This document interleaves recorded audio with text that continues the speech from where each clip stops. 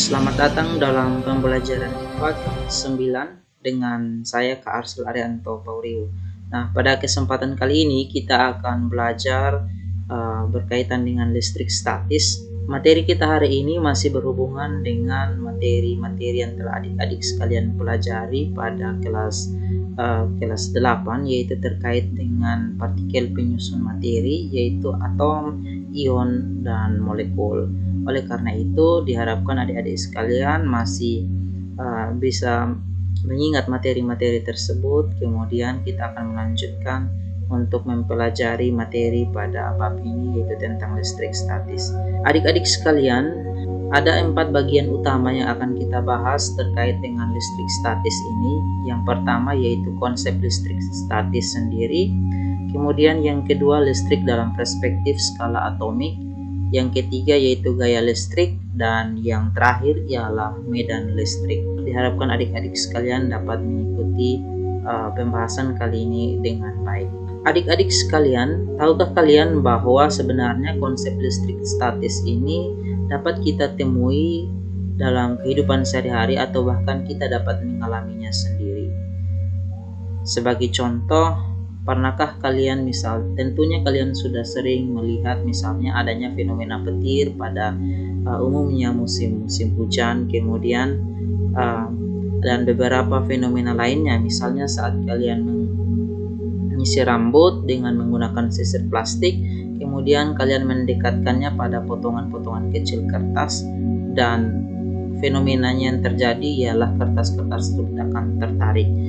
Tetapi bagaimana kita menjelaskan apa yang sebenarnya terjadi dengan fenomena-fenomena tersebut? Nah, untuk menjawab pertanyaan-pertanyaan ini, adik-adik sekalian, mari kita mempelajari materi tentang konsep listrik statis. Dari materi pada kelas 8, yaitu tentang atom, molekul, dan ion, adik-adik semua sudah mempelajari tentang subpenyusun materi, yaitu atom yang mana terdapat proton, elektron, dan neutron. Nah, pergerakan elektron inilah yang sebenarnya kita kenal sebagai arus listrik. Oleh karena itu, materi kita masih berhubungan dengan materi-materi pada kelas sebelumnya. Nah, jadi listrik statis ini sebenarnya merupakan kumpulan muatan listrik yang tidak mengalir. Jadi sekali lagi, yang tidak mengalir maka disebut sebagai statis. Kalau listrik tersebut mengalir maka disebut sebagai listrik dinamis. Nah, kumpulan muatan listrik yang tidak mengalir dan dapat menimbulkan gejala-gejala kelistrikan karena ketidakseimbangan muatan pada benda.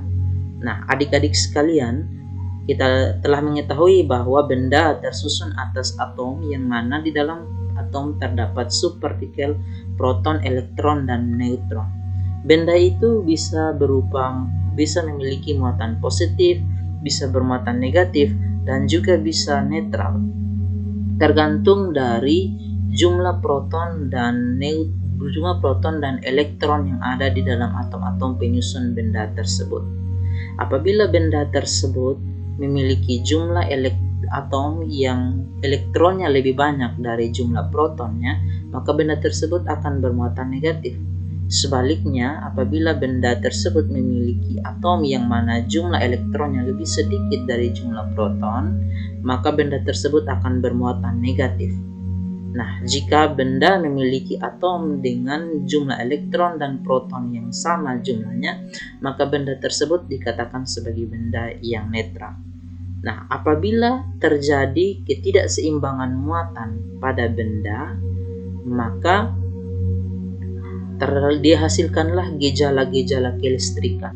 Materi yang berikut atau submateri yang berikut yaitu terkait dengan listrik dalam perspektif skala atomik.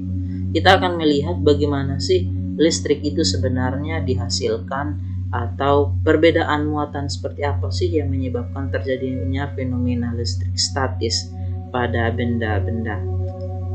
Ya, seperti yang kita ketahui bersama bahwa setiap benda atau materi itu tersusun atas atom, yang mana atom ini merupakan unit penyusun yang memiliki subpartikel, itu proton, kemudian ada elektron, kemudian juga ada neutron. Nah, proton ini bermuatan positif, elektron merupakan subpartikel atom yang bermuatan negatif, dan neutron itu netral. Contoh yang adik-adik lihat sekalian pada slide ini merupakan salah satu contoh dari atom aluminium. Nah, aluminium ini memiliki proton dan neutron yang terkonsentrasi pada bagian inti atom, sementara elektron-elektron akan bergerak mengitari inti tersebut, akan mengitari proton dan neutron. Nah, karena elektron ini berada pada bagian luar, elektron ini bisa berpindah dari satu atom ke atom yang lain tergantung kondisi dan sifat daripada atom-atom yang berdekatan dengannya. Nah, karena elektron-elektron ini dapat berpindah, maka sebuah benda itu atau sebuah bagian dari benda itu bisa memiliki muatan negatif atau juga memiliki muatan positif. Seperti yang sudah disampaikan sebelumnya, benda yang netral itu memiliki atom yang jumlah proton dan elektronnya itu sama. Artinya, jumlah partikel yang bermuatan positif sama juga dengan jumlah partikel yang bermuatan negatif. Pada kasus benda yang bermuatan negatif, atom-atomnya itu memiliki jumlah elektron yang lebih banyak daripada jumlah proton. Sebaliknya, pada benda atau bagian benda yang bermuatan positif, itu memiliki atom-atom dengan jumlah proton yang lebih banyak daripada jumlah elektron. Elektron-elektron yang ada di dalam atom-atom ini, seperti yang sudah disampaikan sebelumnya, itu bersifat mobile, artinya dia bisa berpindah. Nah, apabila elektron-elektron ini berpindah, maka bisa mengalami apa yang disebut dengan ketidakseimbangan muatan. Nah, bagaimana contoh perpindahan elektron tersebut? Contoh yang paling sederhana, saat kaca kita gosokkan pada kain sutra. Nah, di sini terjadi ada yang disebut dengan polarisasi muatan, yang mana elektron-elektron ini akan berpindah dari kaca ke kain sutra. Akhirnya kaca ini akan kekurangan elektron. Dengan kata lain, dia akan kelebihan partikel bermuatan positif, yaitu proton. Sebaliknya untuk kain sutra akan kelebihan partikel-partikel yang bermuatan negatif atau kelebihan elektron. Sehingga di sini terjadi ketidakseimbangan muatan. Nah, bagaimana sebenarnya arah pergerakan daripada elektron dalam beberapa bahan? Nah, di sini adik-adik sekalian, Kak tunjukkan beberapa benda dan juga kesukaran untuk memberi elektron atau tingkat kemudahan untuk memberi elektron. Misalnya saat kaca kita gosokkan pada kain sutra, di sini terlihat bahwa ternyata kaca ini lebih mudah untuk membebaskan elektron. Maka kaca ini ketika digosokkan pada kain sutra, dia akan bermuatan parsial positif. Nah, sekarang kita akan membahas sedikit sesuai dengan persoalan yang Kak sampaikan di bagian awal, yaitu tentang adanya fenomena petir. Nah, fenomena petir ini seperti yang sudah disampaikan merupakan salah satu contoh dari fenomena listrik statis adik-adik sekalian. Mengapa demikian? Karena petir ini terjadi umumnya pada saat awan-awan tersebut menerima uap air atau terdapat sejumlah partikel air atau H2O yang terkandung di dalam awan. Nah, partikel-partikel tersebut akan mengalami polarisasi muatan. Artinya yang bermuatan positif akan mengumpul pada bagian yang bermuatan positif, yang negatif akan berkumpul pada bagian yang bermuatan negatif dari awan-awan tersebut. Nah, perbedaan muatan tersebut akan mengakibatkan terjadinya perbedaan potensial, baik itu antara awan yang sama maupun antara awan yang berbeda, atau antara awan dan permukaan bumi. Nah, perbedaan potensial inilah yang menyebabkan adik-adik sekalian adanya loncatan elektron Loncatan elektron inilah yang akan kita lihat sebagai fenomena petir yang terjadi pada umumnya pada musim-musim hujan. Adik-adik sekalian, sekarang kita akan masuk pada submateri tentang gaya listrik. Nah, gaya listrik ini berkaitan dengan partikel-partikel yang bermuatan. Sebagai contoh, partikel yang bermuatan positif itu akan memiliki gaya tolak-menolak dengan partikel yang bermuatan positif, dan sebaliknya akan mengalami gaya tarik-menarik dengan partikel yang bermuatan negatif. Sebagai contoh, apabila muatan positif dengan besar muatan Ki-A dan muatan negatif sebesar Ki-B yang kemudian dipisahkan dengan jarak R, maka akan terjadi gaya tarik-menarik antara kedua muatan tersebut. Gaya tarik-menarik inilah yang sebenarnya dipelajari oleh seorang ilmuwan, yaitu Coulomb. Kemudian ia merumuskan apa yang disebut sebagai hukum Coulomb. Coulomb mempelajari bahwa apabila terdapat dua hal yang mempengaruhi gaya listrik. Yang pertama yaitu muatan itu sendiri, besar muatan itu sendiri, dan yang kedua ialah jarak. Nah, berkaitan dengan jarak, misalnya apabila jarak ini diperbesar dari sebesar 2 kali jarak semula atau 2R, maka ternyata diperoleh nilai gaya listriknya itu menjadi lebih kecil, yaitu menjadi 1/4 dari gaya semula. Selanjutnya, apabila jarak antara kedua muatan tersebut diperbesar menjadi 3 kali jarak semula, maka ternyata di sini gaya listriknya itu akan menjadi 1/9 daripada gaya listrik yang semula. Artinya di sini Coulomb menemukan bahwa hubungan antara gaya listrik dan jarak itu terlihat bahwa gaya listrik berbanding terbalik dengan kuadrat daripada jarak antara kedua titik muatan. Nah, hubungan inilah yang dinyatakan secara matematis oleh Coulomb dalam bentuk persamaan, yaitu gaya Coulomb sama dengan konstanta dikalikan dengan muatan titik A dikali dengan muatan titik B, kemudian dibagi dengan kuadrat jarak. Nah, konstanta ini sebenarnya dapat kita analisis atau dapat kita tentukan nilainya dari 1/4pi epsilon 0. Nah, epsilon 0 ini merupakan permitivitas vakum. Ya, permitivitas vakum yang menyatakan kemampuan daerah vakum untuk dapat mengantarkan arus listrik.